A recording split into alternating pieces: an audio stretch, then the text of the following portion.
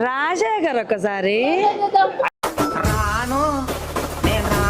శేఖర్ శేఖర్ ఇంటికాడ చూసుకో మరి నీ ఇష్టం అయిపోతావు. అయిపోయింది నాకు కథం. నల్ల జీలకర్ర మొగ్గ నా నల్ల జీలకర్ర. హాయ్ గైస్, వెంకటేష్ గారు థ్యాంక్ యూ. నల్ల జీలకర్ర మొగ్గ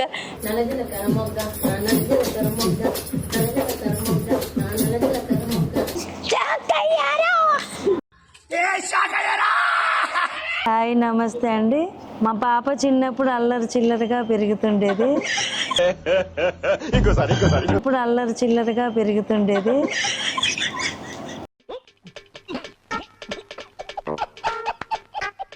మా అల్లుడు గారు ఏమవుతారో మాకేం అర్థం కావాలి.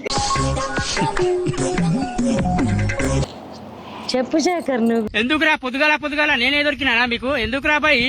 Hi guys, thank you. Subscribe చేసుకోండి.